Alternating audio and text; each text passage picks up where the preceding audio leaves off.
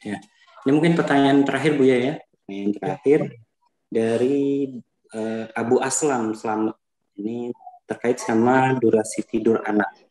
Ya karena Buya sering ya di beberapa ceramah itu kalau misalnya orang terlalu kenyang di dunia nanti namanya di akhirat kelaparan gitu. Terlalu kenyang tidurnya juga di dunia mungkin juga nanti ngantuk juga di akhirat. Ini gimana caranya? Apakah melatih anak itu dari kapan, umur berapa, untuk melatih tentang perutnya, nafsu tidurnya, apakah memang perlu kayak gitu Bu ya? Mohon pencerahannya. Ketika anak masa tumbuh otaknya gitu ya, sel-sel otaknya itu secara neurologis tentu kita tidaklah mempraktekkan sesuatu yang untuk orang dewasa kepada orang yang masih muda.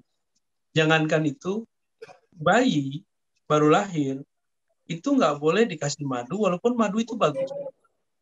Nggak boleh dikasih susu keras misalnya, meskipun susu itu bagus untuk orang dewasa. Nah, yang saya maksud dengan mengurangi tidur, mengurangi rehat, mengurangi makan, itu khusus untuk kita yang mohon maaf, secara pertumbuhan sudah berhenti. Kang Amir masih nambah tinggi nggak Kang Amir? Udah enggak kan? Walau alam Bu ya, nggak tahu. Enggak ya. Paling ada kemajuan ke depan, perutnya maju, ya kan? Karena kita nggak bisa lagi naik ke atas badannya, harus kurangin makannya. Porsi makan karbonya harus dikurangi. Terus tidur. Kita ini otaknya nggak akan numbuh lagi. Seperti anak-anak ini kan perlu. Dia kalau belajar perlu tidur untuk merestorasi apa yang dia dapat. Kita ini nggak perlu-perlu amat. Kita secukupnya aja. Karena kita sudah bisa, jadi teman-teman kalau sudah tahu cara belajar zikir, zikir khofi, zikir kolbu, dalam bahasa orang agama seberang disebut semedi, meditasi. Meditasi bisa dipakai dalam agama apa saja, tapi kalau semedi istilah agama di luar kita ya. Meditasi atau zikir, kontemplasi, muhasabah, itu membuat gelombang otak kita sama seperti orang tidur. Makanya para ahli zikir itu kenapa cukup dia diam sejenak, dia sudah sama kayak tidur. Kira-kira gitu. Dia sudah sama kayak tidur.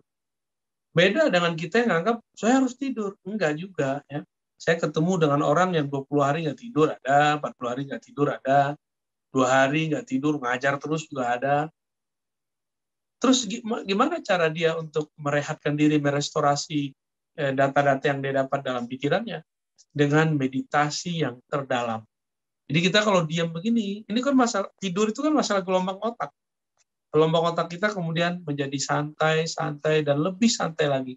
Dan tidak ada orang yang lebih santai di dunia ini kecuali orang yang dekat kepada Allah. Itulah makna ala bidzikrillah tatmainnul qulub. Ketahuilah hanya dengan menyebut nama Allah, mengingat Allah, hati menjadi damai dan tenang. Hati menjadi santai, hati jadi rileks. Jadi teman-teman, inilah rahasia ulama kita dari dulu, inilah rahasia Nabi, ini rahasia sahabat, ini rahasia para ulama-ulama hebat. Mereka tidurnya sedikit, tapi batinnya sebenarnya sedang mendapatkan rehat yang luar biasa dari Allah Subhanahu wa taala. Kira-kira itu Kang Amir dan teman-teman generasi Rahilah, semoga kita dibimbing oleh Allah menjadi orang tua yang toladan. Kalau kita masih belum jadi orang tua, semoga dipantaskan menjadi orang tua yang teladan, yang soleh, solehah. Amin ya rabbal alamin.